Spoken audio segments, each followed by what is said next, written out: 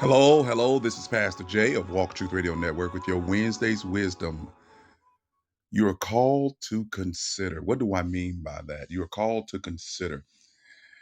I am getting this from, if you read Ephesians 4:21 and Philippians 2, verses 2 through 5, you will see that the calling is to submit one to another, and that's in Ephesians 5:21, 4:21, and then it also tells us to consider others more significant than ourselves. Now, think about that. When you combine the two, when you meditate on those two, submitting one to another takes a humbling, and a humbling takes an attitude that you will consider others more significant, more important, more valuable than yourself.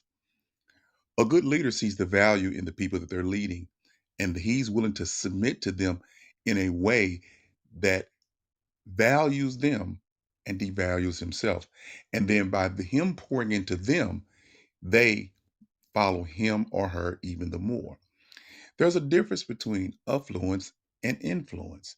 A leader should really go after trying to have influence versus affluence. Now, sometimes they come hand in hand, but oftentimes, because the leader doesn't want to submit to anyone and believe that they are the pinnacle of all information, all knowledge, then what happens is they devalue the ones who they want to follow them. Where true leadership, you lead by example. You lead for what you want out of them. You want to show them that you're willing to invest in them. So when we are called, everybody, the gurus want to talk about this is your day, this is your time, this is the time that you're going to get what you want if you think positive.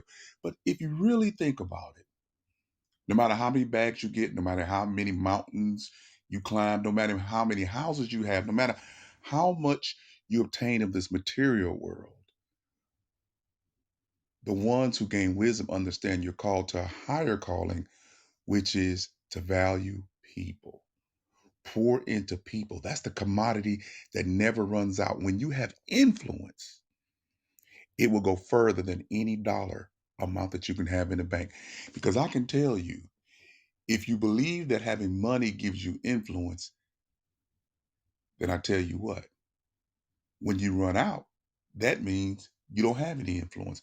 When your bank account is dry, when you don't have anything to show for it, your influence run out. And guess what? You're not as affluential as you thought you were. But if you have true influence, it's not based upon what's in your bank. It's not based upon what kind of car you drive. It's based upon how you make people feel and how you pour into them and value them and build them up in life. Too many times we want to get out front and be seen, but really the influential person is the one directing the traffic behind the scene and is willing to be affluent when they're needed, but willing to step back and push someone else forward so they can be in the limelight, so they can shine. Your light shines brighter when you're willing to take the back seat and let their light shine in front of you.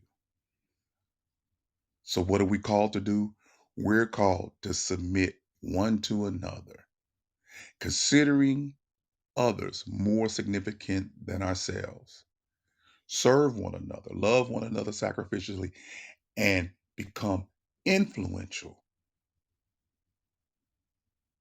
versus trying to be affluential.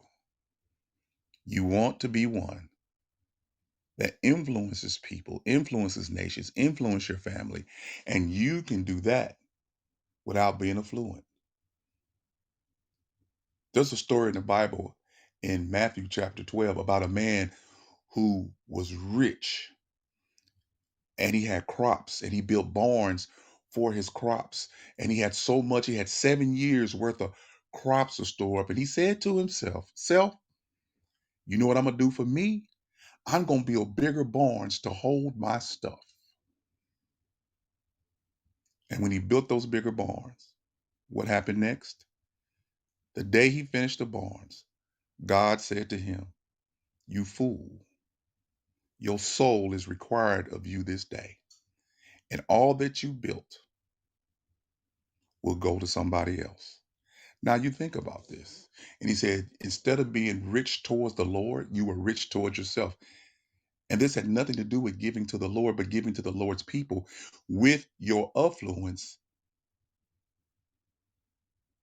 and trying to gain them in influential ways. If you have 7 years worth of your bag stored up and you have achieved beyond measure of your peers, you talk about out of 7 years, you couldn't give 6 months of what you had in excess away to help someone else come up. Greed is the rule of the day in America. Everybody got to get theirs. But remember, in all you're getting, get wisdom. And wisdom tells us that it's not about the affluence, it's about the influence because influence is intangible. Affluence is dollars, cars, houses, and things. Influence is when people listen to you and follow your advice. It's not about you being invited here or invited there. That's not influence. The person who has influence is when they talk to other people and they agree to invite you and put you on stage. Influence means really people listen to your advice if you have any wisdom behind your advice versus a bunch of rhetoric. There's a lot of people that think they have wisdom, but their lives show that their wisdom doesn't work because it doesn't even work on them. Their thought processes are stuck. They are stale. They're stagnant. They're stiff. They're pharisaical. But the influential person moves through time, ebbing and flowing, gaining knowledge, caring for people, building them up, understanding that other people are a commodity that God wants to use. And if they can find a leader that's willing to serve them versus being served, they will go on to shine and do great things. Even the greatest leader, no matter who you may look up to, had to have someone that you might not even know that influenced them. You hear about athletes having coaches that you've never heard of, but that coach influenced them.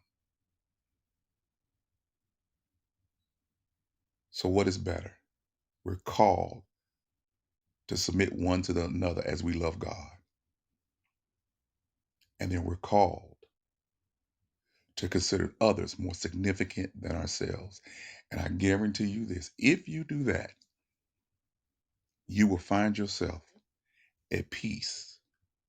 Because regardless of what state you're in affluence, you can still be an influence in the character in which way you handle things. So get the bag, get the car, get the house. And if you think that is influence, when you lose it, see how many people follow you. But if you work it in reverse, you gain the influence through wisdom and caring and sharing and considering others more significant than yourselves. They won't care what you have because they want to hear what you have to say. This is Pastor Jay of Walk Truth Radio Network. I always want you to be encouraged, blessed, and at peace. Always remember, walk in truth. Please do me a favor, wherever you're listening right now, do me a favor. Hit the like button, share it with some other people, and then subscribe to our Walk in Truth Radio Network YouTube page. Follow us on our Walk in Truth Radio Network Facebook page. You can befriend me also, and you just have a great day today. And we will continue this. Sorry about that. We will continue this on Thursday's Thought. I want you to take it. Consider others more significant than yourselves and learning how to submit one to another. Try it out today and see how you feel. Peace.